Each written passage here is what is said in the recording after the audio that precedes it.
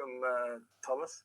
And you went to Whitechapel as well, rather bravely, if I may say so. And let's play the video of what happened to Thomas under similar circumstances. I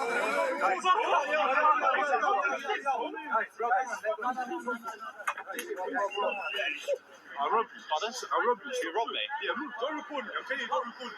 Next to me. Yeah, don't come next to me. Stop recording me, bro. You want is to record, brother. You know what you're doing is inflammatory. Even now, just go home. What do you want to get? I want to make sure I get his guy's face because he's assaulting me. So when I make a report to the police, You want a reaction? pardon? You want a reaction? Is it doing me anxiety because you physically assaulted me? You broke a grand worth of a camera equipment. Listen. You broke a grand curve. You assaulted me. Threatened to mug me. I'm not saying that his actions were perfect actions. However, it's a response to an inappropriate behaviour. Okay, do you think he's religious for doing that? Because you just said, "Oh, I am not religious for doing it." No, I'm not saying apply the same logic. Why Islam? Don't record me. Yeah. You won't listen. That's the point. Yeah, don't. So that, Bro, don't give me the time. That's what I'm telling you. Listen, go home and think about your actions because it's actually your own poor behaviour. Oh! Yo, I saw you went to my school. no need to assault me. No need to assault me. Well, that's pretty frightening. You're okay, though? Yeah, there was more attacks off camera because I had a cameraman with me, and I was very happy with the quality because I'm trying to increase it, do actual interviews and debates. We spent about an hour speaking about Ramadan, the Christian preacher, integration and migration in the area, because last time I checked, it got about 75% foreign population. You've got a lot of councillors and town hamlets council who focus and spend more time in Bangladesh than they do in their actual constituency that they're meant to represent. So it's a very interesting area. Of course, you had 2 UKIP marches that were actually banned from going into that. And during that time as well, I did a stand on migration. And I will give it to a lot of the Muslim laity. They don't want to scandalise themselves. They don't want this to be used as ammunition against them. So a lot of the times they do refrain being physical whenever they, experience an act of freedom of speech. But on some occasions, like the Christian preacher and like for myself, they get very violent. They nicked all of my camera equipment. They took my SD card. They were pushing me everywhere. And what was I noticed one of them seemed to be quite reasonable. What was the essence of what they were saying to you? How dare you come into this Muslim area talking about Christianity? Yeah, we weren't even talking about Christianity. We were more talking about Ramadan because we were just getting in as they were breaking their fast, and we were doing vox pops outside of the station, and some Muslim recommended we go into East London Mosque, which was one of the biggest mosques in London, and we were interviewing them. It went really well. We had some really constructive discussions. It was quite healthy, actually. And, halfway through, a Muslim walked in behind us wearing a mask. He grabs for me. He gets on top of me as well, trying to grab for my equipment. My cameraman has to then leave. And the only footage you got was stuff I was able to grab on my phone. Mm. When you say you went in to talk about Ramadan, in what respect? Yeah, so on average, Muslims will actually eat more at the time of Ramadan than they won't, because the way that they fast... Because when the witching hour comes, they can't wait to stuff their faces. Precisely. Yeah, I've seen that.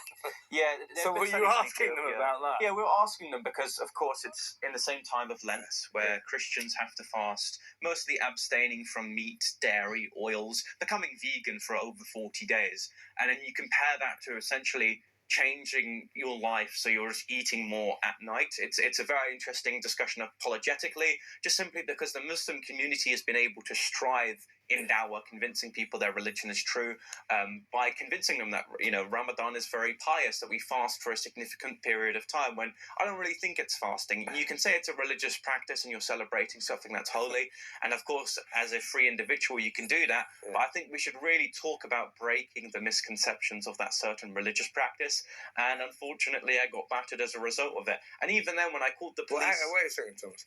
Yeah. What is it? I can't just let them get on with Ramadan. What's your problem with fasting? Let them do it. No issue with it. But we're talking about other issues as well. So it's a matter of, if I don't like the idea that something is a no-go zone in this country, this sort of mentality that this is a Muslim area and I can't go and ask controversial questions. Yeah, I get that. I agree. So did you go into Whitechapel because you saw the female cop and the combination of... I've done this before in Whitechapel. It's not the first time I've done debates in Whitechapel, and it just seems like there is a momentum building up of the Muslim community sort of fighting back against elements they don't like on, the political right and the religious Christianity front. But you would accept that by going in there as a Christian, to question their religion, that is quite provocative, isn't it? Yeah, but I'm named after the apostle who went to southern India and tried to convince the king that Christianity is true and Christ is his Lord, and he got his troubles for it. So I do believe that, look, I'm not an adrenaline junkie. I do actually have substance behind what I'm doing. But we should be able to test the waters in areas of this country, especially if we're the political position of talking about social integration. But is your line when you were talking about fasting for Ramadan and comparing that to Lent, is your line that sort of Christianity is better than Islam? I would say it's more attacking the misconceptions on the internet that I constantly see as a Christian apologist, that Ramadan is some act of total devotion and piety. And I think that there's this post-COVID phenomena, especially spread by people like Sneaker and Andrew Tate, about Islam, because men lost their identity and they were trying to find something that grounds them as men and as individuals. And Islam kind of propped up through the internet and the algorithm. And do you think Lent is better than Ramadan? Absolutely. Well, why? But first of all, okay, when we say fasting, for example, right, we're talking. What have you given up? Oh, I don't give it up. You fast. No, so we fast for about 48 days on dairy, meat, and oil. So why is that better than Ramadan? Okay, so when we say fasting, right, let's say we're fasting for 40 days, we're not completely not drinking and eating, right? So you have to have a system of fasting that both compromises and gives devotions to God whilst also maintaining your living status, right? Yeah. So what the Muslims will do is they'll delay it. So they'll just say during the night you can eat whatever you want, but during the day you can't. Now, some people who work night shifts do that. If you compare that towards Christianity, you're giving a significant portion of your essential diet away from contemplating on God's mystery. So I would say that Lent is better. I wasn't talking about Ramadan in trying to promote Lent, but it was an interesting comparison considering a lot of Muslims don't really know anything about Lent. We're not really taught in a secular curriculum that Lent exists within the Orthodox way, and it is actually an effective form of fasting. I don't know if Marrakesh, the big square in the middle of... Have you been to Marrakesh? There's a huge square called Fana in the middle of the city. And there are loads of food stalls and everything. And then during Ramadan, you can go to these restaurants and cafes overlooking the huge square. And it's quite a sight because, tens of thousands of Muslims there, and they lay out all their food and they're waiting for the sun to go, for the moment when they can eat. And the moment the sun goes down, bang, they go in there and they really eat fast. When I used to work in McDonald's, a lot of the Muslims were working in the kitchen. And the problem was if you have the night shift, when they're just able to break their fast, they all want to go on break at the same time. So you have an empty kitchen; it's just hectic. So that's it's harking back to that. You still resent that? I don't resent it. I just think it's a really counterproductive way of sort of eating and fasting. But religion does. But you would understand that.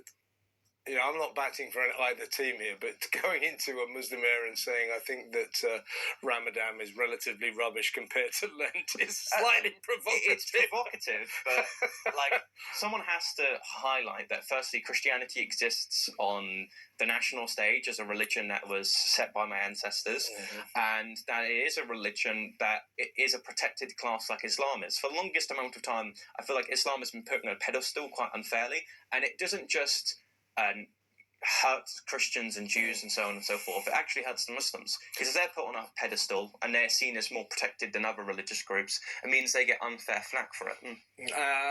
Just a quick comment from you on. Presumably on the same basis you will go back to Whitechapel because the other element of your demonstration, if you like, was to kind of implicitly object to the idea that a Christian or anyone else is not allowed into what they call a Muslim area. I wouldn't do it again.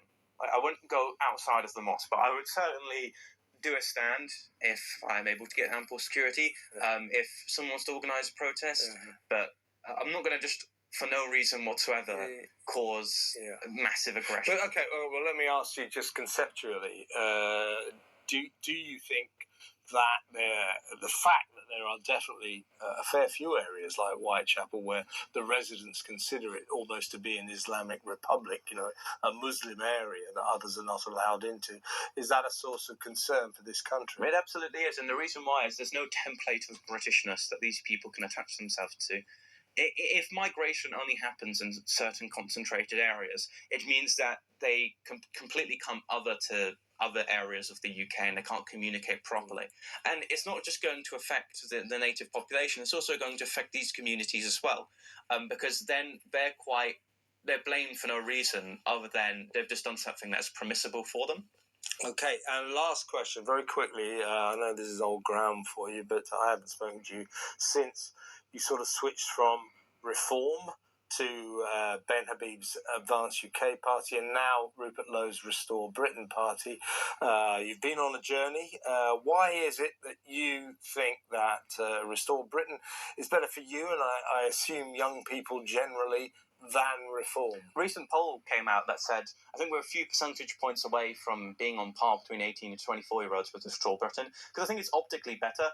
If you think about it, if you look at people like Charlie Downs in Rupert Lowe's team, they can appeal to young people. If you look at Rupert Lowe himself, he's seen as more of a Thatcherite figure, so he can, really link towards the older generation. So they're a great bridge for the restoration of Britain. The younger people want to see the old Britain they never knew, and the elderly want to reminisce and be nostalgic towards the Britain that was far better and far greater than it currently is at the moment. So you can't conserve a broken system, you can't reform a broken system. The only thing you can do is restore it to its later glory. So you think Reform is merely just trying to somehow or other I think what Nigel work with a broken system. Nigel, for all his credit, when he came into politics, I do actually think he wanted to do the right thing.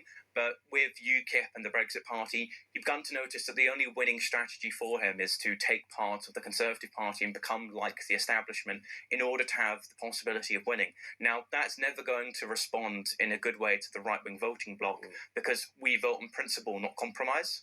So just in a very simplified way, what you object to is the fact that Reform UK have assimilated more and more Tories. Yeah, it's that bully boy tactics when it comes to the sort of unanarchical kicking out of Rupert Lowe into Reform UK. And just the figures I can't really trust either. I object to Robert Jenrick, for example, restating the two-child benefit cap to get cheaper beers whilst also triple-locking the pensions, just because I don't feel like that's going to lobby within the best interests of young people. Yeah, you're 17, right? Yeah. So you don't have to worry about pensions too much for a while. Well, we would have to be the ones paying into it as well. I know. Listen, Thomas, it's always great to have you in the studio. Thank you so much.